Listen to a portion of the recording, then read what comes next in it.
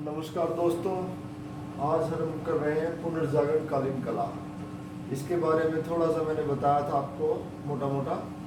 तो अब बात करते हैं रिनेसां शब्द का। पुनर्जन्म शब्द का प्रयोग सबसे पहले जॉर्ज वसारी ने किया था 1550 ईस्वी में, यानी कि ये सब काल खत्म हो गया था। उसके बाद जॉर्ज वसारी पुनर्जागरण कालीन जो कला थी उसके बाद ये वर्ड निकला है रिनेसां। ठीक है। और इसने किताब लिखी थी एक अपनी, the lives of the most excellent painters sculpture and architects. ठीक है। जॉर्ज वसारी की किताब कौन सी है? The lives of the most excellent painters sculpture and architect. ठीक है। इस किताब में रिनेसां शब्द का प्रयोग किया था जॉर्ज वसारी ने 1550 में।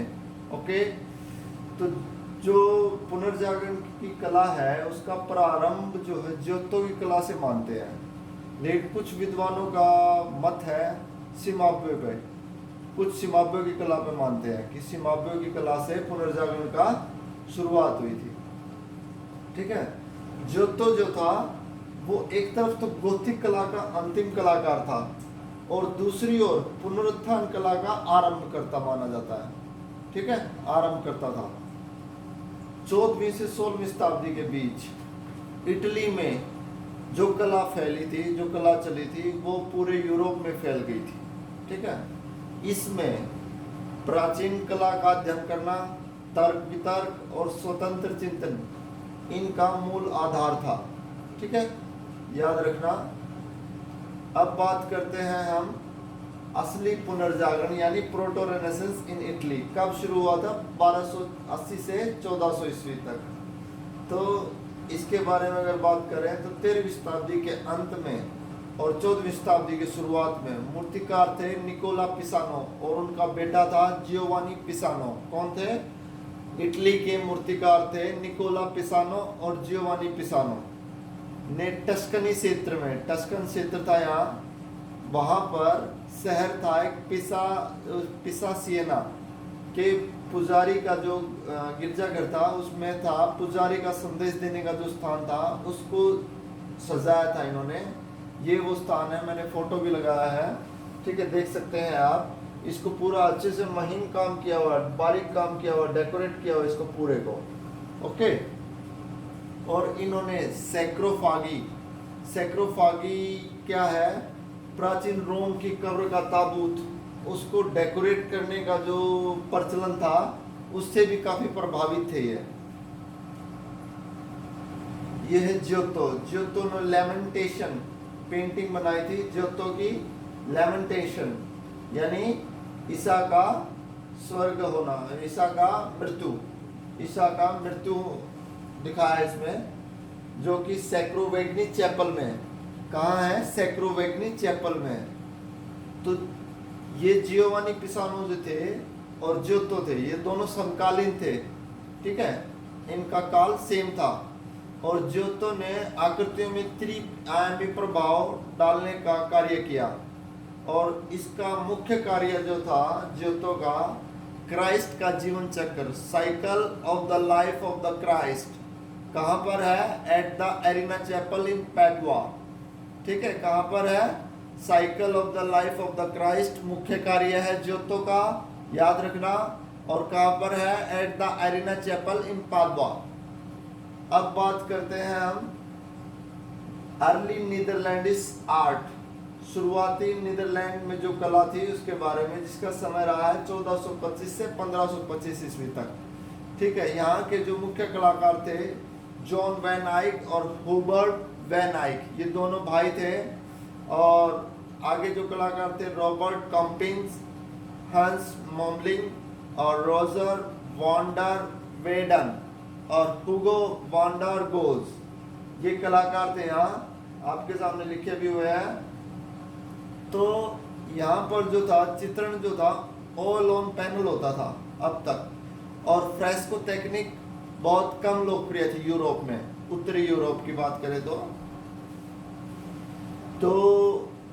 जॉन वैन आइक और हुबर्ट वैन आइक, इनका एक चित्र है दोनों भाइयों का जिसमें जिक्र है द गैंट आल्टरपीस।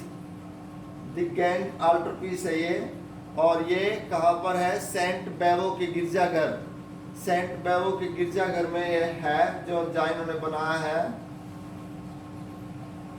और ये आगे आ गया है Roger van der Weyden, Rogier van der Weyden, ये कलाकार का नाम है। The descent from the cross, मतलब कि ईसा का सूली से उतारना, ये था, मैड्रिड में है ये। और ये अनाउंसिएशन, अनाउंसिएशन उद्घोषणा, हिंदी में अगर बोलेंगे उद्घोषणा, उद्घोषणा ये भी किसका है? उद्घोषणा ये जॉन वैन आइक का ही है, ठीक है, जॉन वैन आइक का है। The Annunciation, National Gallery of Art, Washington में सुरक्षित है ये। इस और फिर अगला चित्र है, ये है virgin and child with canon van der Paele. Van der, canon van der Paele कौन है? ये पादरी है, इसका नाम लिखा हुआ है, बूढ़े व्यक्ति का नाम है, ठीक है। ये भी किसने बनाया है? ये किसने बनाया है? वर्जिन एंड चाइल्ड विद, ये भी जॉन वैन आइक ने बनाया है, ठीक है। और जो तेल का आविष्कार किया वो किसने किया? इन्हीं दोनों भाइयों ने, जॉन वैन आइक और हुबर्ट वैन आइक, इन दोनों कलाकारों ने ही वहाँ तेल चित्रण की आविष्कार किया था, ठीक है, याद रहेगा। और फ्लांडर्स जगह थी जहाँ शुरुआती जो नीदरलैंड जो था वो छोटे छोटे राज्यों में बटा हुआ था, तो फ्लांडर्स एक शहर है जहाँ पर ये कला पनपी और जहाँ ये कलाकारों ने काम किया। तो इनकी कला को हम फ्लेमिश कला भी कहते हैं, ठीक है, क्या कहते हैं? फ्लेमिश कला। तो अब बात करते हैं हम, एक ये है बचा चित्र हमारा, किसका? हुगो वान डार गोज का, हुगो वान डार गोज। इसने क्या दिखाया था? द पोर्टनरी अल्टरपीस, अल्टरपीस, और क्या है इसका चित्र? पोर्टनरी ट्रिप्टीज, ट्रिप्टीज का मतलब होता है त्रिफलक, 3 फलकों में जो चित्र बनाया जाता है उसे ट्रिप्टीज कहते हैं, ठीक है। और इसमें दिखाया गया है चरवाहों की आराधना, और यह कहाँ सुरक्षित है? उफिजी गैलरी में। चित्रकार कौन था? हुगो वान डार गोज। ये थोड़ा सा आपको बार बार रिपीट करने होंगे तो अच्छे से याद हो जाएंगे, इसलिए मैं चित्र साथ में लेके आया हूँ आपके लिए ताकि आपको आसानी हो। अगर आगे की शुरुआत हम करेंगे, थर्ड हमारा जो है topic, early renaissance in Italy, ठीक है, नेक्स्ट वीडियो में।